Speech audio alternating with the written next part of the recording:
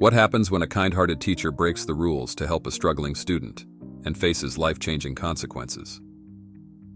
As Karen Gallagher stands up for what's right, her actions spark a ripple effect that transforms lives and uncovers shocking truths.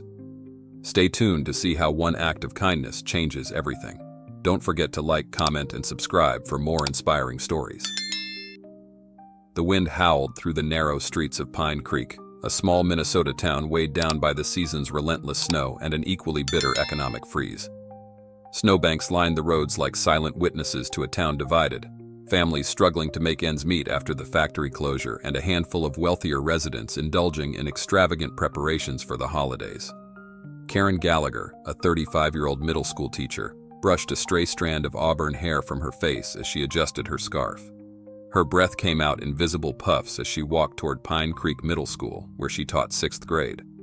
She'd lived in Pine Creek her entire life, witnessing its transformation from a thriving blue-collar town to its current state of quiet despair. Inside her small classroom, Karen surveyed the rows of desks. Her students were a mix of hopeful kids and those burdened with struggles they were too young to face.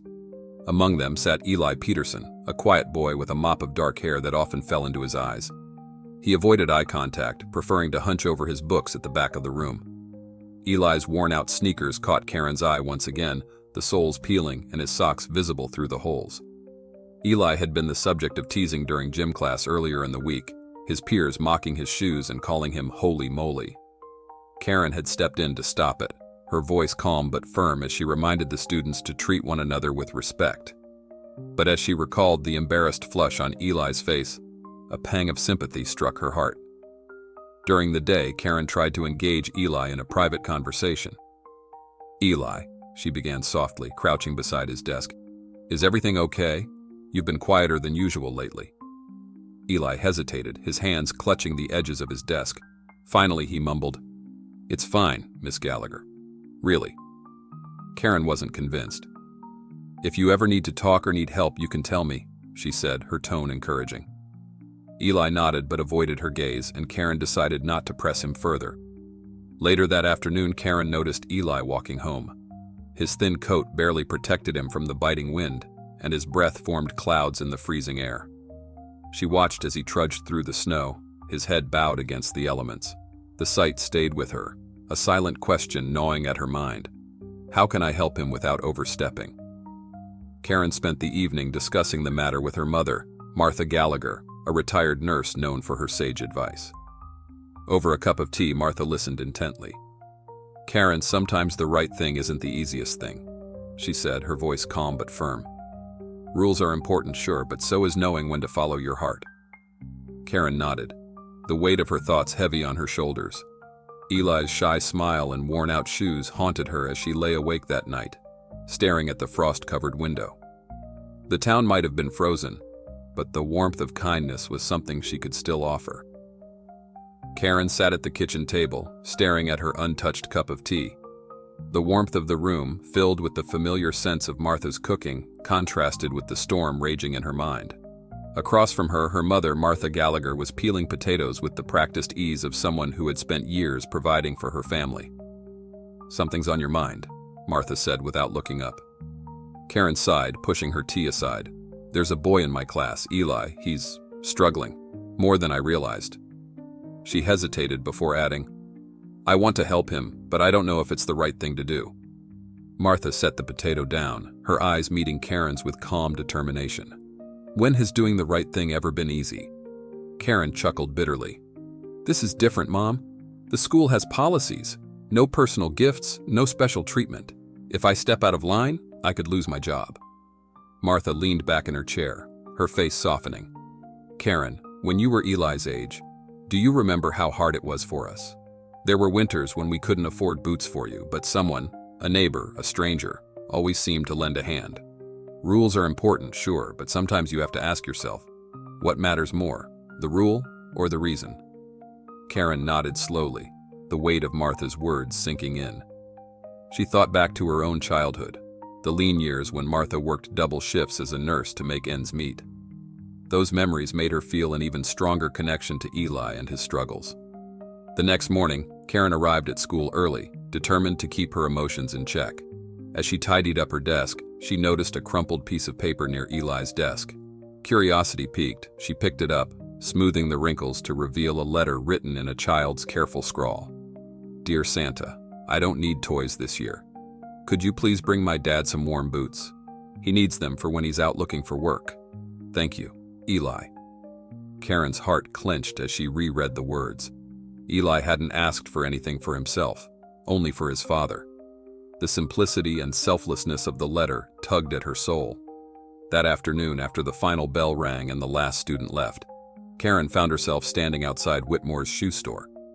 The bell above the door jingled as she entered, and she was greeted by David Whitmore, a friendly man in his late 50s with a welcoming smile. "Looking for something specific?" he asked, gesturing to the rows of boots lining the walls. Karen hesitated before pointing to a sturdy pair of winter boots. "Those, size 7. David raised an eyebrow but didn't press. As he boxed up the boots, he commented, "I've been running this store for years, and I can tell when someone's buying for a special reason." Karen smiled softly. "It's for someone who needs them." With the boots tucked under her arm, Karen left the store feeling a mix of determination and nerves. She didn't sleep much that night, her thoughts consumed by what she planned to do. The next morning, she arrived at school even earlier than usual, her heart pounding as she carefully placed the box on Eli's desk. She stepped back, taking a deep breath as she surveyed the classroom. The boots sat there, their polished leather gleaming faintly in the dim light. Karen felt a surge of hope, mixed with fear. Would this small act of kindness make a difference? Or would it backfire in ways she couldn't foresee? Her thoughts were interrupted by the sound of footsteps in the hallway. Quickly, she returned to her desk, trying to act as though nothing had happened. The first rays of winter sunlight crept into the classroom, casting a soft glow on the rows of desks. Eli Peterson stepped inside, his head bowed against the cold. His thin jacket was still dusted with snow, but there was an unusual lightness in his step. As he approached his desk, he froze. A neatly wrapped box sat on the wooden surface, adorned with a simple note written in elegant cursive. "For someone who deserves warmth and comfort this winter." His hands trembled as he reached for it, his breath hitching in his chest. Slowly, Eli tore the wrapping paper, revealing a pair of sturdy, insulated boots. The deep brown leather gleamed under the classroom lights, and the soles were thick enough to withstand even the harshest Minnesota snow. He traced his fingers over the smooth surface, his eyes welling up with tears. Carefully slipping off his tattered sneakers, Eli put on the boots. They fit perfectly, cradling his feet in warmth and comfort he hadn't felt in years. For the first time in days, a genuine smile spread across his face, a smile so bright and pure that it transformed him. When Karen entered the room moments later, she noticed the change immediately. Eli stood a little taller, his shoulders no longer slumped. He met her gaze for the first time, nodding shyly in gratitude. Throughout the day, Karen observed how the small gesture had altered Eli's demeanor. He raised his hand during lessons, answered questions with quiet confidence, and even laughed softly with another student during recess. It was as though the boots had given him a renewed sense of dignity and hope. During lunch, Karen sat alone in the teacher's lounge, her sandwich untouched. She replayed the moment she saw Eli's face that morning, the way his eyes had lit up like he'd been given the world. A warm glow spread through her chest. Maybe breaking the rules wasn't always the wrong thing to do, she thought. By mid-afternoon, however, the calm of the day was disrupted. Karen's colleague, Cynthia Miller, strolled into the classroom during break, her sharp eyes scanning the room. She noticed Eli's new boots and overheard him talking to a classmate about how someone kind had given them to him. "Well, those are nice boots," Cynthia remarked, her tone dripping with curiosity. She turned to Karen, her smile tight. "Do you know anything about this, Karen? A student said someone left them for him." Karen forced a neutral expression, her heart racing. "I haven't heard anything," she replied, busying herself with sorting papers on her desk. Cynthia tilted her head, her gaze narrowing. "It's interesting, don't you think? We're not supposed to give personal gifts to students. Could cause complications." Karen swallowed hard, keeping her voice steady. "I'm sure it's nothing to worry about, Cynthia. Maybe a neighbor or family friend wanted to help." Cynthia lingered for a moment longer, then shrugged. "I suppose." But the suspicion in her eyes lingered as she left the room. That afternoon, as Karen finished her lesson plan for the next day, a student aide appeared at her door. Miss Gallagher? Principal Hannigan wants to see you in his office. Karen's stomach dropped. Gathering her things, she made the short walk to the office, her mind racing with scenarios. Inside, Principal Richard Hannigan sat at his desk, his expression as unreadable as ever. "Karen, thank you for coming," he began, gesturing for her to sit. "I've received a report about a potential violation of school policy." Karen felt her pulse quicken. "A violation?" she asked, though she knew exactly what he meant. Hannigan folded his hands on the desk. "It's been brought to my attention that a student, Eli Peterson, received a pair of boots as a gift. The timing and circumstances suggest they may have come from you. So I'll ask directly, did you buy those boots for Eli Peterson?" The question hung in the air like a storm cloud, and Karen could feel the walls closing in around her. Karen sat stiffly in Principal Hannigan's office, her heart pounding against her ribcage.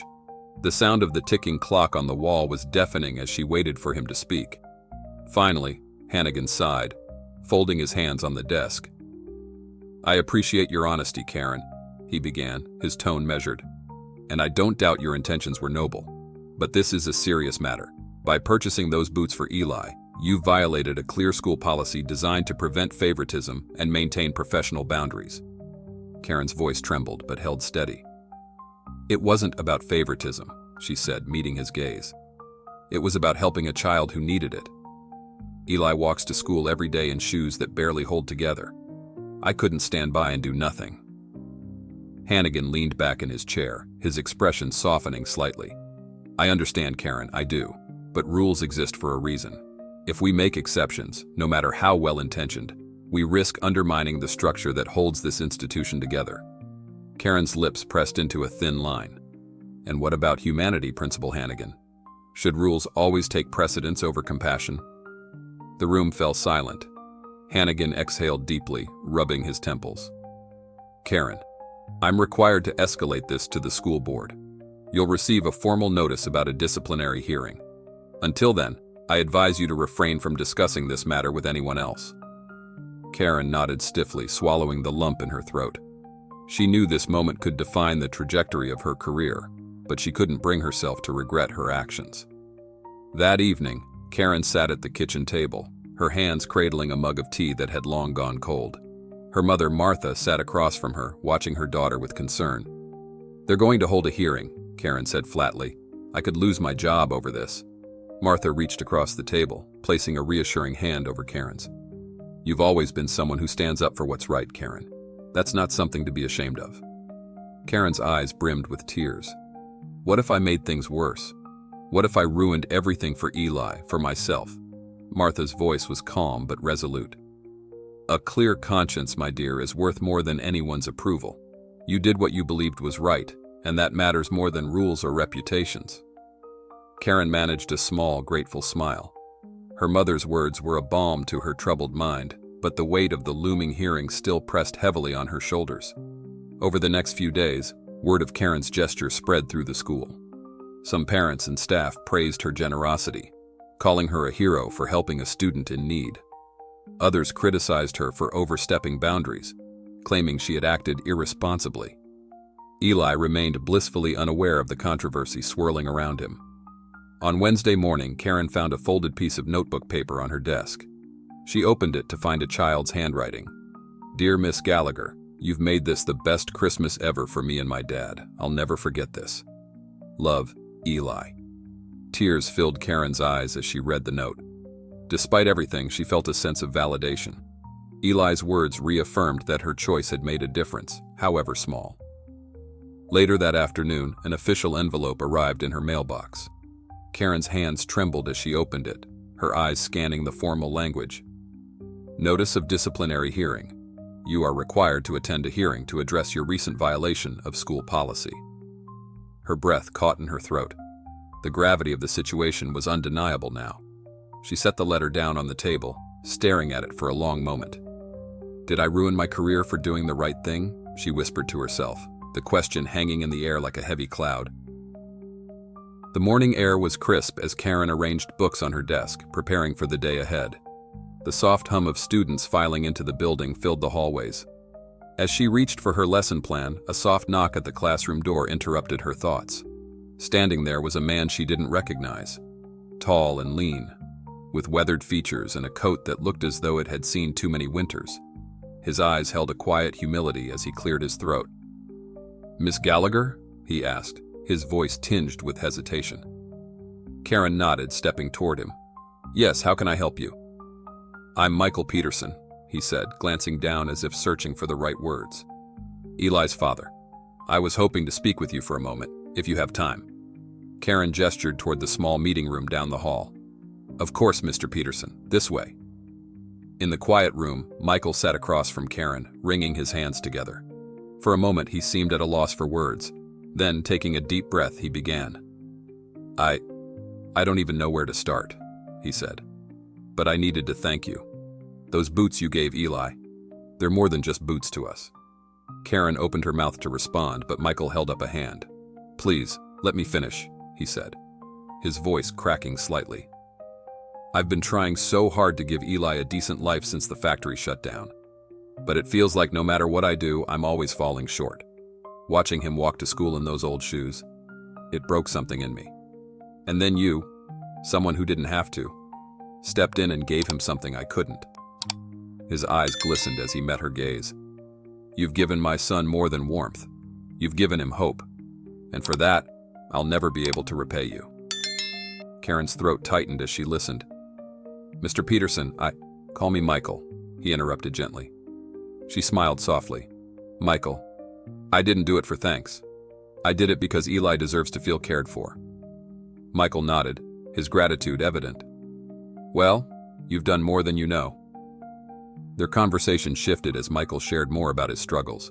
He described the toll the factory closure had taken on families like his, how his savings had dwindled, and how he'd taken odd jobs just to scrape by. Yet despite the hardships, he spoke with quiet determination about teaching Eli resilience.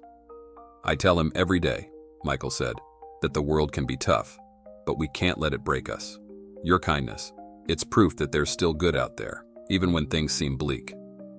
Karen felt a mix of emotions welling up inside her: pride in her small act of kindness, guilt over the school's reaction, and a renewed sense of purpose. Before leaving, Michael hesitated, then said, "There's someone you should talk to, David Whitmore. He used to run a program that helped families like mine. He's got a way of turning good intentions into something bigger. I think you'd get along." Karen nodded, tucking the name away in her mind. As Michael stood to leave, he handed her a small, hand-drawn card. "Eli wanted you to have this," he said, a faint smile touching his lips. Karen unfolded the card, revealing a colorful drawing of a teacher with angel wings standing beside a young boy in the snow. Inside, in Eli's careful handwriting, were the words, "You're my hero, Miss Gallagher. Merry Christmas." Karen's chest tightened, her fingers brushing over the drawing. She could feel the weight of the moment, the significance of what she had done for Eli and his father. As Michael walked away, Karen stared at the card, overwhelmed by the whirlwind of emotions coursing through her. She whispered to herself, maybe there's a way to make this matter more than just one act of kindness. The bell jingled as Karen stepped into Whitmore's shoe store, a quaint establishment nestled at the corner of Maple Street. The aroma of polished leather and cedar greeted her, along with a cozy warmth that contrasted sharply with the bitter cold outside. Karen's eyes swept across the room, taking in the neatly arranged rows of boots and shoes, each pair meticulously displayed. A bulletin board by the counter caught her attention, adorned with photos of smiling children holding winter gear and handwritten thank you notes. "Good afternoon," a deep, friendly voice called out. Karen turned to see a man in his late 50s emerging from the back room. He wore a sweater over a collared shirt, his graying hair neatly combed. His face was lined, but his eyes sparkled with a kindness that immediately put her at ease. "You must be David Whitmore," Karen said, extending her hand. "That's me," he replied, shaking her hand firmly. "And you must be the teacher Michael Peterson told me about." Karen nodded, a mix of gratitude and apprehension in her expression. "He said I should talk to you. I wasn't sure if this was the right step, but..." She hesitated, unsure how to frame her situation. David gestured to a small seating area near the window, where two comfortable chairs flanked a table stacked with magazines and brochures. "Let's sit. I'd love to hear your story." As they settled in, Karen recounted the events of the past few weeks. She spoke of Eli, his worn-out boots, and the decision that had led her to this point. David listened intently, his hands resting lightly on his knees, occasionally nodding in understanding. When Karen finished, he leaned back in his chair, his expression thoughtful. The world needs more people like you, Karen. It's easy to follow the rules, but it takes courage to follow your heart. You saw a child in need and acted. That kind of compassion is rare. Karen felt a swell of gratitude, but also a pang of doubt. Compassion doesn't seem to count for much when it breaks the rules. The school board isn't exactly seeing this as an act of kindness. David smiled knowingly. Rules have their place, but sometimes they need to be challenged. That's how change happens. He leaned forward, his tone shifting to one of quiet enthusiasm. You know, I've been thinking about revitalizing my old foundation. Back in the day, we ran programs to help kids like Eli, providing winter clothes, school supplies, even tutoring. But life got in the way and it fell to the wayside. David's eyes sparkled as he continued. Meeting you feels like a sign. You've got the heart and the drive to make a difference.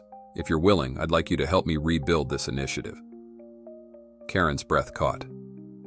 Me? But I'm just a teacher. I don't know anything about running a foundation. David chuckled. Neither did I when I started.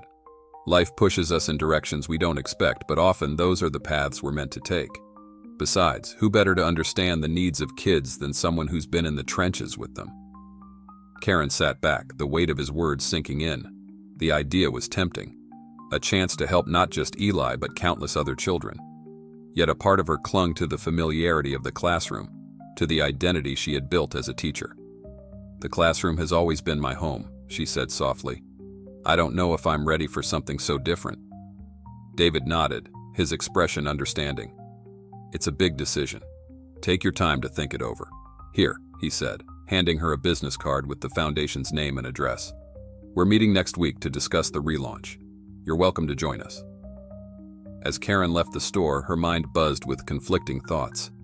The business card felt heavy in her pocket, a tangible reminder of the crossroads she now faced. When she reached her car, she sat for a moment, staring out at the snow-covered streets. Her breath fogged the window as she considered the possibility of stepping into a new role, one where her actions could impact children far beyond her classroom. Her phone buzzed, jolting her from her thoughts. She glanced at the screen and froze. It was an email from the school board. Your disciplinary hearing has been scheduled for December 22nd. Karen gripped the phone tightly, her heart sinking. She was running out of time. The morning sun filtered through the frosted windows of Karen's modest home, casting pale streaks of light across the kitchen table where she sat, papers spread before her. Her heart felt heavy as she read through the school board's policies for the 100th time, each word blurring into a cold, impersonal reminder of the challenges she would face. Karen, her mother Martha called from the stove, her voice calm and reassuring. You need to eat something. You'll need your strength for tomorrow. Karen looked up, her eyes filled with doubt. What's the point, Mom? They've already made up their minds. I broke the rules. It doesn't matter why. Martha walked over, her steps deliberate, and placed a warm hand on Karen's shoulder. Rules are made by people, and people can be wrong. You did the right thing. That's something no one can take away from you. Karen nodded, swallowing hard, but her doubts lingered. Memories of her years in the classroom flooded her mind. The laughter of students, the quiet triumphs when a child mastered a new concept, the moments of connection that made all the challenges worth it. The next morning, Karen entered the school district office with her head held high, though her heart pounded with anxiety. The hearing room was sterile and formal, its cold fluorescent lights reflecting off the polished oak table in the center. Seated at the table were 5 school board members, including Principal Richard Hannigan, whose face bore a stern, unreadable expression. Miss Gallagher, the chairperson began, gesturing to an empty chair across from them. Please take a seat, we'll begin shortly. Karen complied, her palms sweating as she placed her prepared statement on the table before her. The questions began immediately. The chairperson's voice was even but unyielding. Ms. Gallagher, are you aware that school policy explicitly prohibits teachers from giving personal gifts to students? Karen straightened her posture, her voice steady despite the tension. Yes, I'm aware, but I felt the circumstances warranted an exception. And what circumstances would those be? Another board member interjected, their tone sharper. Karen took a deep breath. Eli Peterson is a child who has faced hardships most of us can't imagine. His family has struggled since the factory closure, and when I saw his boots, falling apart, barely fit to protect him from the cold, I knew I couldn't ignore it. Principal Hannigan leaned forward, his voice measured. We understand your intentions, Miss Gallagher, but rules exist for a reason. Exceptions, no matter how well-meaning, set precedents that can undermine fairness and neutrality. Karen felt a flicker of frustration but kept her tone calm. Sometimes rules don't account for the human element. Eli wasn't just a student in need. He's a child who deserved to feel seen and valued during the holidays. If we don't make room for compassion, what kind of educators are we? The room fell silent for a moment, and Karen caught a glimpse of hesitation in the eyes of one board member. But the chairperson's expression remained firm. We appreciate your perspective, Miss Gallagher, the chairperson said, their tone polite but final. However, the policy is clear, and violations must have consequences. Karen's stomach sank as the chairperson delivered the verdict. Effective immediately, your employment with the school district is terminated.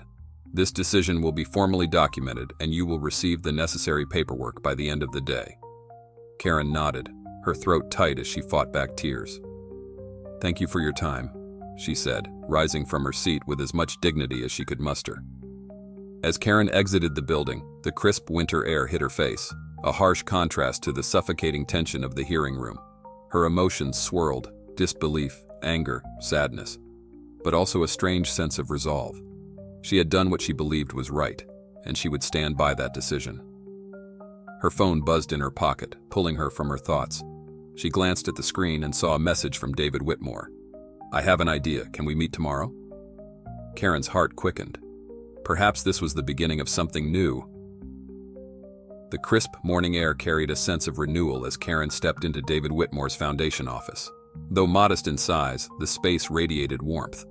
Photos of smiling children, their faces lit with joy, lined the walls, each snapshot a testament to the foundation's impact over the years. Karen, David greeted her with a firm handshake and an inviting smile. Welcome. I've been looking forward to this meeting. Karen's nerves eased slightly as she took a seat across from David's desk, which was cluttered with folders, charts, and plans for potential projects. David leaned forward, his tone both practical and passionate. I've been thinking about how we can make a real difference, starting with Eli's school district, a pilot project to provide essential items for kids who need them most. Winter boots, coats, school supplies, small things that can have a huge impact. Karen listened intently, but her doubts began to surface. David, she began hesitantly. Teaching wasn't just a job for me, it was my purpose. I knew the names and stories of every child in my classroom. How can I walk away from that? David nodded, his expression empathetic. I get it.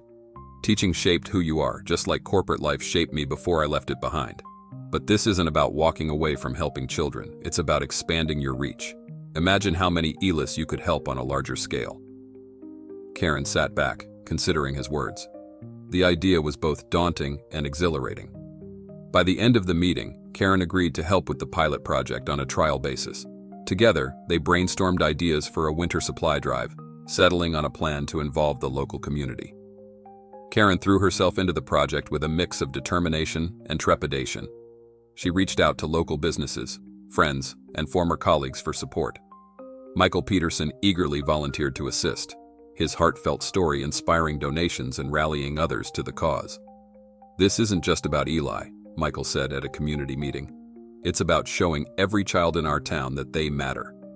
As word spread, donations began to pour in. The foundation's modest storage room quickly filled with boxes of boots, coats, backpacks, and school supplies. Karen was overwhelmed by the generosity of strangers, each contribution a testament to the power of kindness. One afternoon, as Karen sorted through the growing mountain of donations, she found herself holding a handwritten note attached to a pair of shiny new boots. It read, "For Eli and all the children like him, may they always feel warm, inside and out." Her heart swelled with emotion, and for the first time in weeks, she felt a renewed sense of purpose. The supply drive culminated in a community event held at the local high school gymnasium. Families streamed in, their faces alight with gratitude as they picked up much-needed items. Karen worked tirelessly alongside David, Michael, and a team of volunteers, ensuring every child received what they needed. Near the end of the event, Karen was handed an envelope marked Anonymous Donation. She opened it cautiously, her breath catching when she saw the contents. A check for $10,000 accompanied by a simple note. Keep believing in kindness. The world needs more people like you. Karen stared at the note, her mind racing. Who could have sent it? And why now? She tucked the check safely into her bag, her resolve solidifying. This wasn't just a new beginning for the children in her town, it was a new beginning for her as well. The morning sun glinted off the thick layer of snow as Karen arrived at the community center. The air was crisp and filled with the distant laughter of children. A steady stream of families lined up outside, their breath visible in the cold, but their faces filled with hope.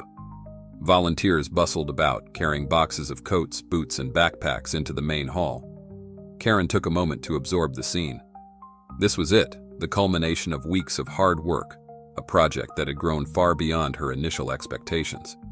Inside, the room buzzed with activity. Michael Peterson greeted families at the entrance, his deep voice welcoming and reassuring. David Whitmore, ever the pillar of calm efficiency, coordinated the distribution process with a group of local business owners. Karen's former colleagues had also shown up, their warm smiles a reminder of the support she still had within the teaching community. Karen moved through the crowd, helping a young girl try on a pair of bright pink boots. The child's face lit up as Karen laced them tightly, her giggle a melody that resonated deeply. Karen's chest swelled with a mix of pride and gratitude. For the first time in months, she felt a spark of the same joy she once found in her classroom. As the event unfolded, Karen found a quiet corner to reflect. She could hear Martha's voice in her mind. Sometimes, losing one path leads us to a greater one. Karen thought about the twists and turns of her journey, the fear of losing her teaching job, the uncertainty of starting over, and now, the overwhelming sense of purpose she felt watching children like Eli receive the support they desperately needed. But her reflection was interrupted by the arrival of Martin Willis, a sharply dressed man who extended a hand. "Karen Gallagher?" he asked. "Yes, that's me," she replied cautiously. "I'm Martin Willis, representing Brookshire Holdings. We've been following your work with the foundation and were impressed enough to sponsor this event," he explained, his tone polished. "However, we need to address the potential risks." Karen furrowed her brow. "Risks?" Willis continued. "Your recent dismissal from your teaching position could attract negative press. Our concern is that any controversy might overshadow the success of this event." Karen's jaw tightened. She took a deep breath before responding. "Mr. Willis, the only thing this event represents is the power of kindness. That's something no controversy can overshadow. If the focus shifts, then maybe it's time we start asking why helping children is controversial at all." Willis studied her for a moment, then nodded. "Fair point. Let's hope the narrative stays on track. Good luck, Miss Gallagher." As the last families gathered their supplies, Karen noticed a figure standing near the entrance. Principal Richard Hannigan. Her heart skipped a beat. What was he doing here? Hannigan observed the scene, his expression unreadable. As Karen moved closer, she noticed him watching Eli, who was laughing with a group of other children as they showed off their new coats and boots. Finally, Hannigan turned to her. "Karen," he began quietly, his tone devoid of the stern authority she was used to. "We need to talk." Karen felt the weight of Principal Hannigan's words as they stepped aside from the lively event. The community center, still buzzing with families and volunteers, seemed to fade into the background. Hannigan's usually composed demeanor wavered, his voice uncharacteristically uncertain. "I've been struggling with how things ended," he admitted, glancing toward the cheerful chaos of children trying on coats and boots. "Watching you today, I see that firing you might have been the wrong decision." Karen raised an eyebrow, her skepticism clear. "Might have been?" Hannigan sighed. "It's not easy for someone in my position to say this, but I think we failed you, and Eli. I enforce the rules, yes, but sometimes rules don't account for the bigger picture." Karen crossed her arms, unsure of his intent. "So, why are you here, Richard?" His gaze softened. "I've been advocating for a new district-wide program to support underprivileged students, something that bridges the gap between policy and compassion. Watching what you've accomplished today made me realize you're the person who can help make that happen." Karen blinked, caught off guard by the proposal. You want me to collaborate with the district after everything that's happened? Hannigan nodded. Yes. Your work with David's foundation shows what's possible. If we combine your vision with the district's resources, we could create something truly impactful. Later that evening, Karen sat at her kitchen table, the proposal still swirling in her mind. Martha poured her a cup of tea and took the seat across from her. Spill it, Martha said, her tone both curious and supportive. Karen recounted the conversation with Hannigan, her doubts bubbling to the surface. It feels strange, Mom. He's part of the system that pushed me out, and now he wants me to work with him. How do I trust that this isn't just a PR move? Martha stirred her tea thoughtfully. Sweetheart, trust is earned, not given. But maybe this is a chance to use your voice to fix the system from within. Think about the bigger picture. How many kids like Eli could you help? Karen's gaze fell to her mug, the steam rising like her unresolved thoughts. The next morning, Karen met with David at the foundation's office. She explained Hannigan's proposal, her uncertainty clear. David leaned back in his chair, considering her words. It's a big ask, Karen, but it's also a big opportunity. If you can work with the district while maintaining your values, this could amplify everything we're trying to do here. Karen sighed. Teaching wasn't just a job for me, David. It was my purpose. I don't know if I'm ready to leave that behind. David leaned forward, his voice steady. You're not leaving your purpose, Karen. You're expanding it. Think about the Elis out there who need someone like you advocating for them at a higher level. Karen nodded slowly, the weight of his words sinking in. 2 days later, Karen walked into the district office, her heart pounding. She and Hannigan sat across from each other, the air heavy with unspoken tension. If we do this, Karen began firmly, it can't just be about policies and appearances. This program has to mean something real. It has to prioritize children's well-being over bureaucracy. Hannigan extended his hand. Agreed, let's make it happen. As Karen shook his hand, a flicker of hope sparked within her. But as she left the office, a nagging thought lingered. Can I really trust the system that let me down? The first meeting to outline the new district-wide program began in a sterile conference room, the stark contrast of its cold walls against Karen's passionate vision. Principal Hannigan, now a cautious ally, opened the discussion, introducing Karen and David Whitmore to the room of district leaders. Karen took a deep breath and stood, her voice steady. This program isn't just about giving supplies to students in need. It's about sending a message that they matter, that someone cares. The room remained silent for a moment before murmurs rippled through the group. A man in a navy suit raised his hand. It's a noble goal, Miss Gallagher, but what about funding? How do you propose we implement this without upsetting budget allocations or the expectations of other schools? David interjected smoothly.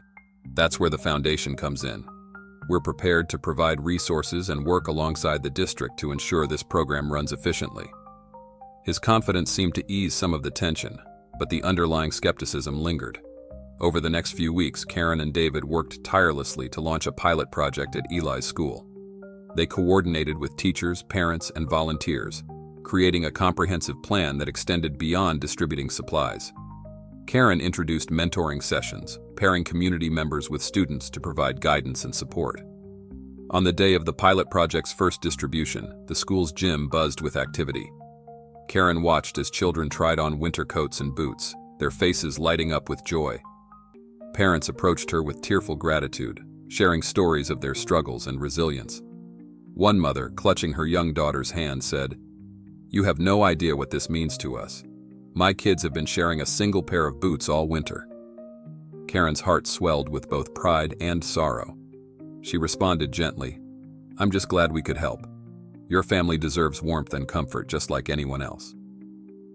Despite the project's success, resistance loomed. At the next district meeting, a well-dressed woman from an affluent neighborhood voiced her concern. Programs like this might be well-meaning, but they set a dangerous precedent. How do we ensure fairness for all families? Karen felt the familiar heat of frustration rise but composed herself. Fairness doesn't mean treating everyone the same. It means giving people what they need to succeed, and these children need us. Hannigan surprised her by backing her up. Karen's right. If we don't address the gaps now, we're failing the very students we're supposed to serve. One afternoon during a mentoring session, Karen sat with a group of parents listening to their stories. The weight of systemic challenges they faced pressed heavily on her chest. For the first time, she realized how deeply ingrained these struggles were, not just for Eli, but for so many families. Driving home that evening, Karen reflected on her journey. Losing her teaching position had once felt like the end of her purpose.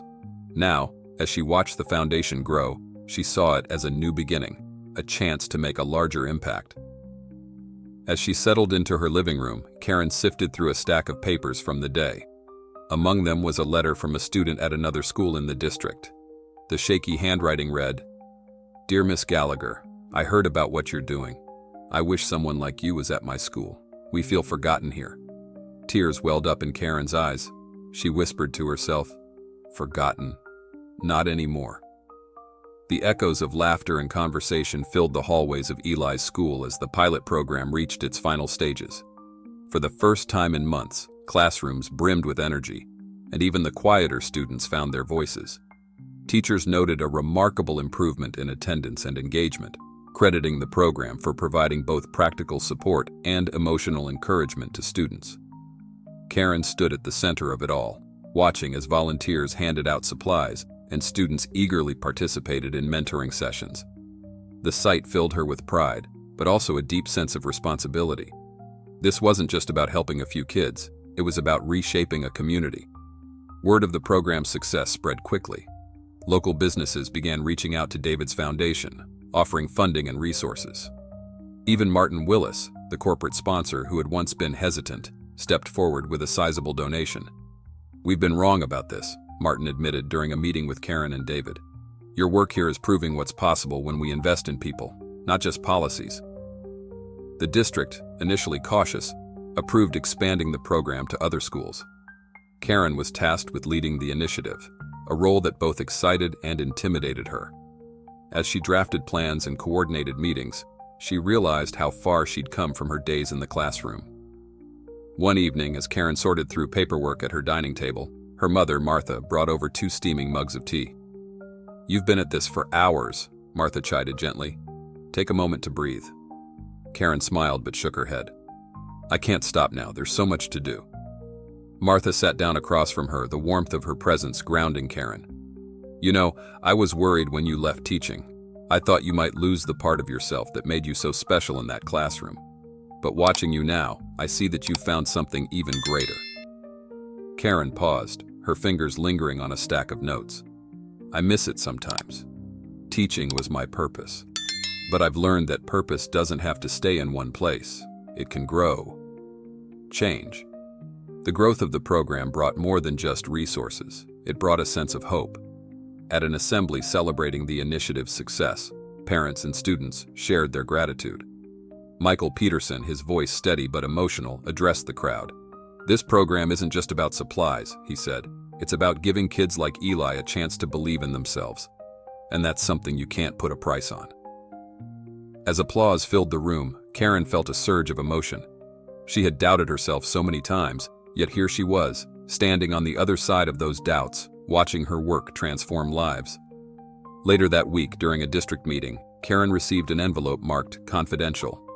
Inside was a check for $50,000, accompanied by a simple note. "For every Eli out there who needs someone to believe in them, keep going." The signature at the bottom read, "An old friend." Karen's heart raced as she read the note. The words felt deeply personal, as though they came from someone who truly understood her journey. She turned the note over, searching for clues, but found none. The mystery of the benefactor lingered in her mind, intertwining with the emotions of the day. That night, Karen sat alone in her living room, the note resting on her lap. She traced the words with her fingers, whispering to herself. "Who are you?" Her phone buzzed, interrupting her thoughts. It was a message from David. "We're making progress, Karen, but this is just the beginning." Karen nodded to herself, her resolve hardening. Whoever had sent the letter, whatever their reasons, she was determined to honor their trust by continuing her mission. And yet she couldn't shake the feeling that this wasn't the last surprise waiting for her. Karen sat at her desk, the mysterious letter and its accompanying check still weighing heavily on her mind.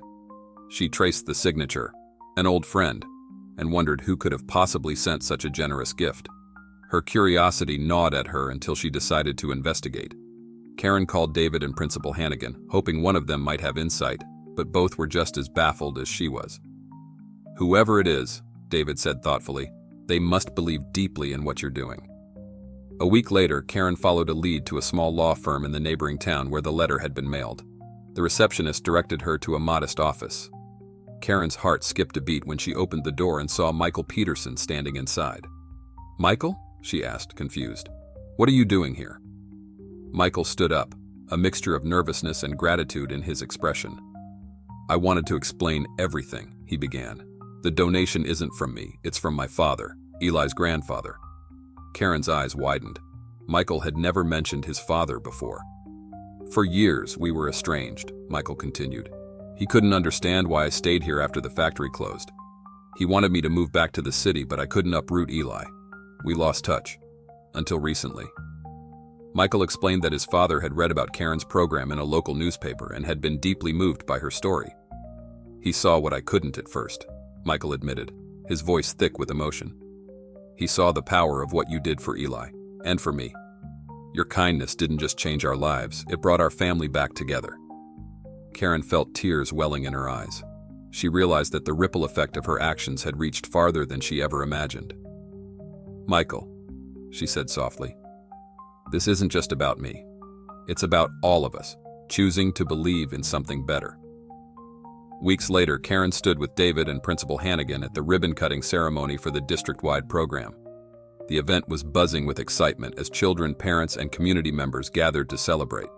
Karen scanned the crowd and spotted Eli and Michael near the front, their smiles beaming with pride. When it was her turn to speak, Karen stepped up to the microphone. She paused, taking in the sea of faces before her. "This all started with a pair of boots," she began, her voice steady but full of emotion. "One small act of kindness for one child. But today we're taking a step toward showing every child in this district that they are valued, that they matter." The crowd erupted into applause, but Karen wasn't finished. "Kindness," she continued, "isn't just a single action. It's a force that grows, that inspires, and that changes lives in ways we can't always see. And every single person here is part of that force." After the ceremony, Eli approached Karen with a handmade card. On the front, he had drawn a classroom filled with smiling children. Inside, he'd written in bold, neat letters, "You'll always be our teacher." Karen's chest tightened as she hugged Eli tightly. "Thank you, Eli," she whispered. "You'll always remind me why I started this." As the sun set on the event, Karen stood with her mother, Martha, watching the children play in the distance. "You found your purpose again," Martha said, her voice warm with pride. Karen shook her head gently. "No, Mom, I didn't just find a new purpose. I became part of something bigger." Martha smiled knowingly. "You didn't just change your own path, Karen. You became the path for so many others." Karen walked away from the crowd, hand in hand with Eli and Michael. Above them, a banner stretched across the community center, proudly displaying the words, "The Karen Gallagher Foundation, changing lives, one step at a time." In her heart, Karen knew this wasn't the end of her story. It was only the beginning. Kindness is never wasted. It grows and inspires, creating ripples that reach farther than we can ever imagine. As Karen Gallagher's journey comes to a close, we're left with a powerful reminder of the ripple effects of kindness. Her story is a testament to the idea that even the smallest gestures can transform lives, not only for the people we help, but also for the communities around us. Karen's courage to defy conventions and follow her heart teaches us that doing the right thing, no matter how challenging, can inspire hope, reconciliation, and change. This brings us to a broader question for all of you watching. How can we, in our own ways, create ripples of kindness in the lives of those around us? Have you ever witnessed or been part of a small act of generosity that had an unexpectedly profound impact? We'd love to hear your thoughts and experiences in the comments below. If Karen's story inspired you, don't forget to hit the like button and share this video with someone who might need a reminder about the power of compassion. And if you'd like to hear more heartfelt and thought-provoking stories like this, make sure to subscribe to our channel. Together, let's explore more tales that challenge us to see the best in ourselves and in others. Thank you for watching, and we'll see you in the next story.